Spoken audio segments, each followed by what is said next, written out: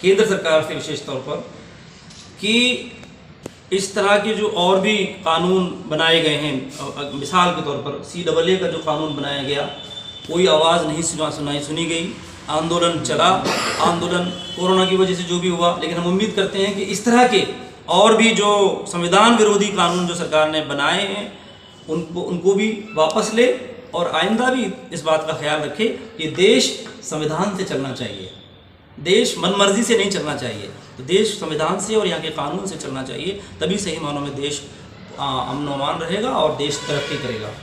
बहुत बहुत शुक्रिया। कोई बात आप अगर पूछना चाहें तो।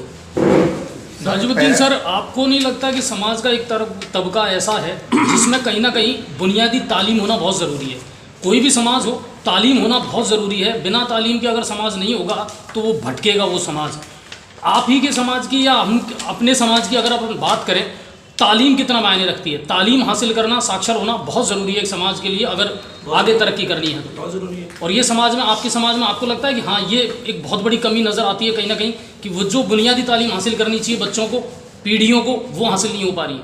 बहुत ज़रूरी है, होना चाहिए, और तालीम ही वो जीना है जिससे तरक्की होती है। समाज की जिम्मेदारी भी बनती है कि वो समाज अपना प्रयास करे, कोशिश करे। समाज प्रयास कर रहा है, प्रयासों में अगर कमी है तो उसको और बढ़ाना चाहिए, लेकिन सरकारों को भी अपनी भूमिका निभानी चाहिए, सरकारों को भी अपनी जिम्मेदारियां अदा करनी चाहिए। दोनों की जिम्मेदारी बनती है। सरकार भी जितना होना चाहिए, मान लीजिए कोई समाज, एक हमारे शरीर का अगर कोई अंग कमज़ोर हो गया है, हो रहा है, बराबर पिछड़ रहा है, कमज़ोर होता जा रहा है, तो वो उसको ठीक करने के लिए कोशिश करनी पड़ती है ना। तो जब ये बात हो रही है कि भाई इतना कमज़ोर है, तो सरकार को भी उस पर पूरा ध्यान देना चाहिए। अब अगर हम राज्य सरकार की बात करें, शिक्षा की बात चल गई है, इसलिए मैं कह रहा हूँ आपसे, राज्य सरकार ख़ास तौर पर मुसलमानों के साथ, देखिए हम हालांकि आपसे एक बात ज़रूर कहना चाहेंगे, हम सिर्फ मुसलमान ही नहीं, देश में बसने वाले हर वो नागरिक, चाहे वो किसी भी समाज से और किसी भी धर्म से ताल्लुक़ रखते हैं, अगर वो किसी वजह से किसी मामले में पिछड़ रहे हैं तो सरकार की जिम्मेदारी बनती है कि उनको ऊपर उठाने के लिए ज़्यादा प्रयास करें, ज़्यादा कोशिश करें, बजाय इसके कि उनको आंदोलन करना पड़े, सड़कों पर आना पड़े, उनको याद दिलाना पड़े।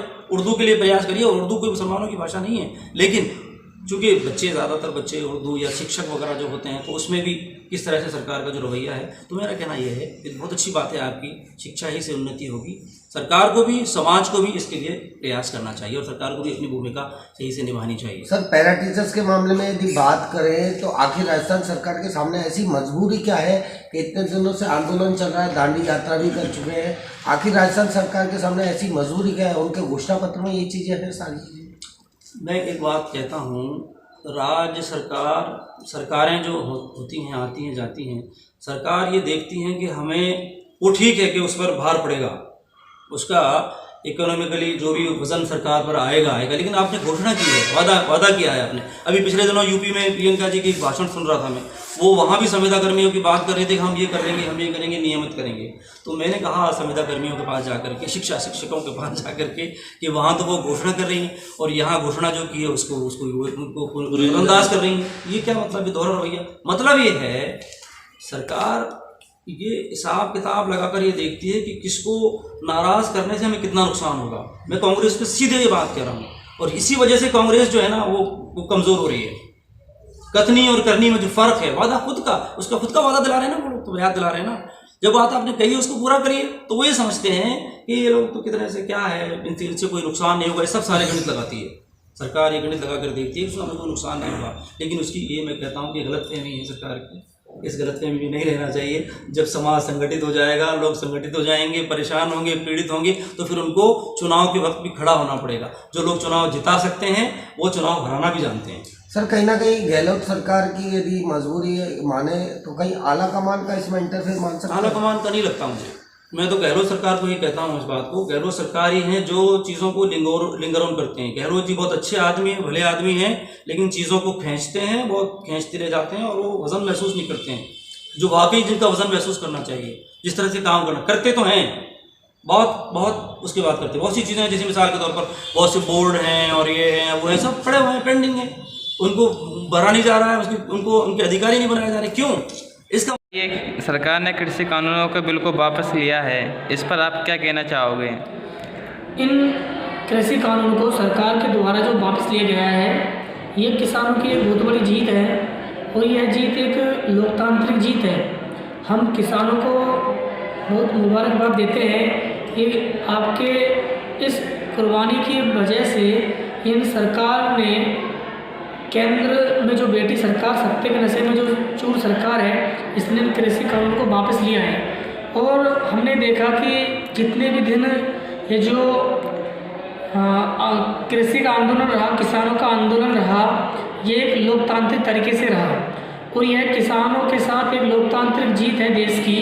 और यह जीत है उन सभी लोगों की जिन लोगों ने डायरेक्ट और इनडायरेक्ट तरीके से किसानों का समर्थन दिया, किसानों का साथ दिया। हालांकि किसानों को इस बिल को वापस कराने के लिए बहुत सारी कुर्बानी देनी पड़ी, बहुत से लोगों को शहीद होना पड़ा, लेकिन आज जाके सरकार को अपना खुद का जो रवैया है इनका, वो एक समझ में आया कि ये किसानों के हित में सही नहीं है। लेकिन किसानों ने बिल वापस तो ले लिया है, लेकिन अभी MSP की गारंटी नहीं दी है।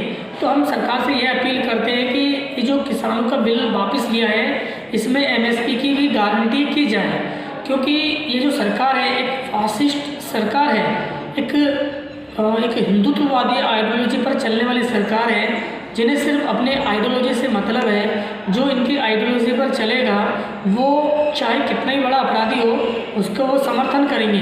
लेकिन अगर किसी भी कम्युनिटी से हो, चाहे माइनॉरिटी हो, चाहे SC हो, चाहे ST हो, चाहे OBC हो, चाहे जनरल हो, जो इनकी नीतियों के खिलाफ होगा, जो इनकी गलत कामों को उजागर करेगा, सरकार उनके ऊपर UAPA, टाडा, बोटा और भी जो उल्टे सीधे कानून है वो लगाकर उनकी आवाज़ को दबाने की कोशिश करती है। अभी किसानों के इस लगातार विरोध प्रदर्शन देखकर सरकार ने जो कृषि कानून वापस तो ले लिए हैं, लेकिन इनको एक गारंटी ये भी देनी चाहिए कि MSP के बारे में सरकार ने अभी कोई जिक्र नहीं किया।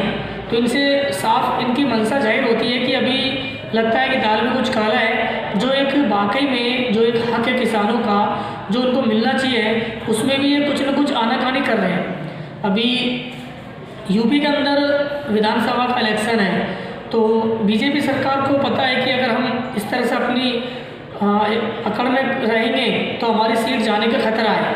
तो कहीं ना कहीं सरकार ने यूपी चुनाव को देखते हुए इन बिलों को वापस लिया है।